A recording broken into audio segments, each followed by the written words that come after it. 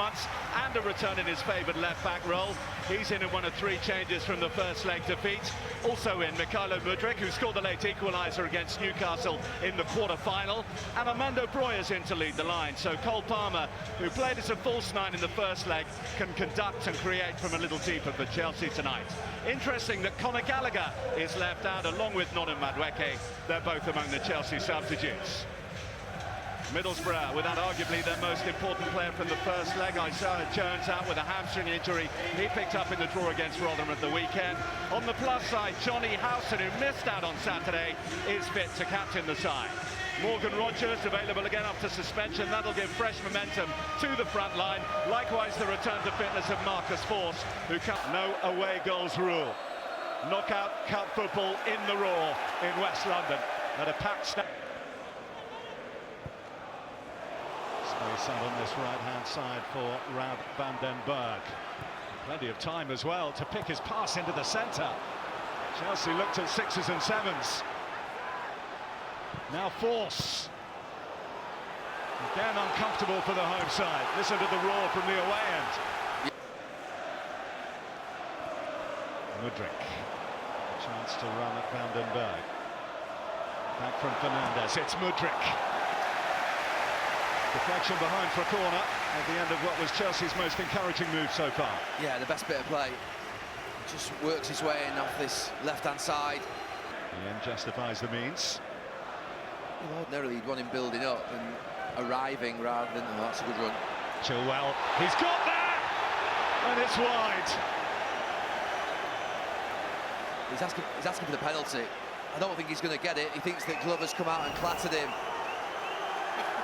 Look, he makes a really good run.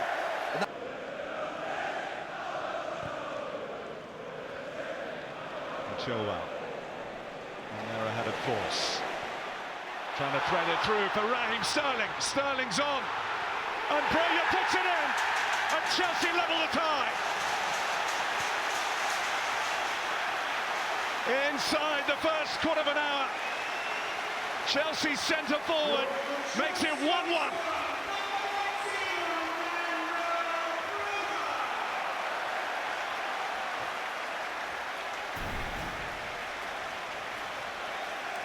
Well, it was really good play from Chilwell.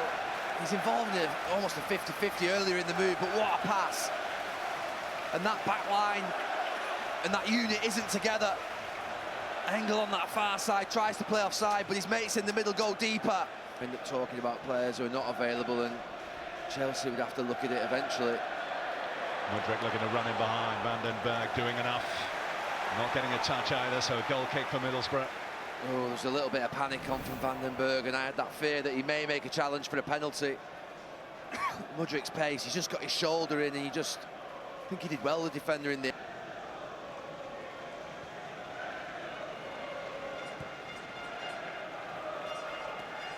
Disasi.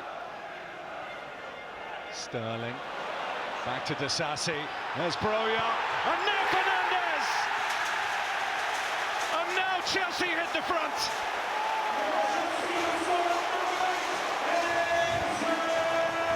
Chelsea's Argentinian World Cup winner sets them on the road to Wembley. Yeah, big moment in this game. They're just playing quite slowly, recycling it, Chelsea, but all of a sudden there's a little bit of pace brought into the attack down that right-hand side with Sterling and Disasi. It's that back heel. Clark decides not to go across till late, and then we've talked so much about how Howson has gone back into the box with Enzo Fernandez, and the one moment that he... Thiago Silva on the ball for Chelsea. And Palmer, where he likes it, and Fernandes. I've not stopped talking about that all night, but it's fascinating with the tactics of Middlesbrough. Howson just steps out late and kills his right back. You've got to change that, I think, Michael.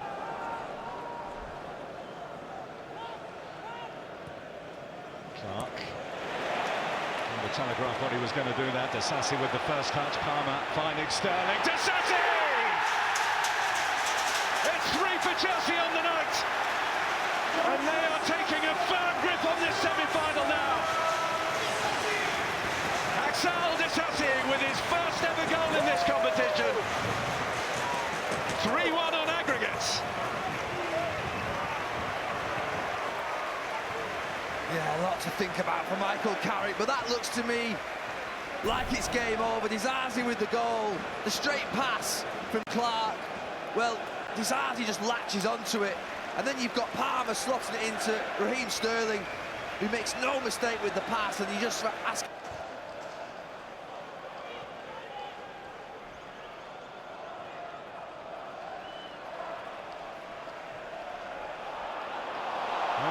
Palmer has robbed it for Chelsea, and Palmer has surely made sure for Chelsea.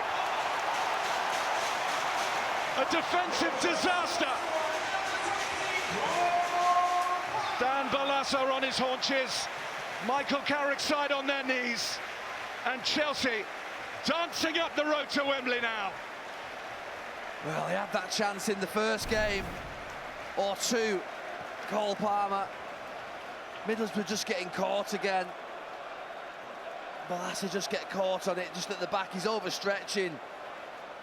It wasn't too... And the first leg was the stuff of dreams for Michael Carrick and for Middlesbrough. This first half at Stamford Bridge has been close to a nightmare. Is introduced in his place, and Anthony Dijksteel on a more out-and-out defender in place. Fernandez. Palmer looking over the top to Sassy. Well, he had a chance to have a swing. He only caught fresh air. Oh, he will scream. Because it was there for him. He makes a really good run. It's a beautiful pass from...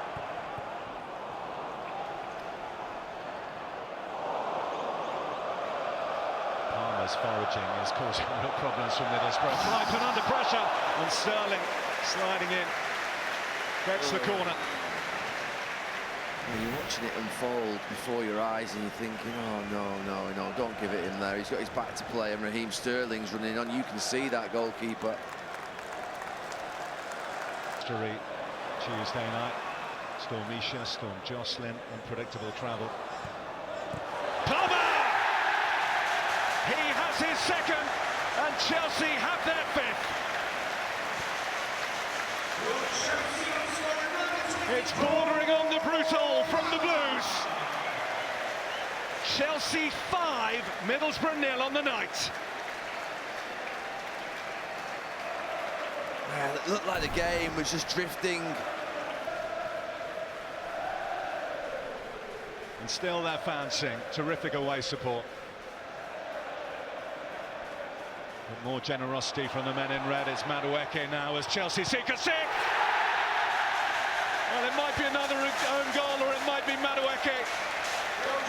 Either way, Chelsea on course for a record second leg winning margin here. Still 10 to play, and Chelsea have a half dozen against Boro. That was the fear at half-time. I'm sure Middlesbrough fans had, and the Middlesbrough coaching staff. And they're just giving it away again. I mean, to say there's a pattern.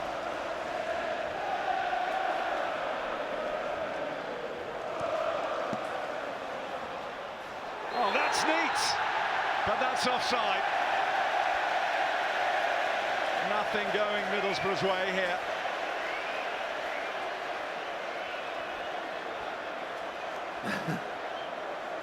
Well, they're still celebrating.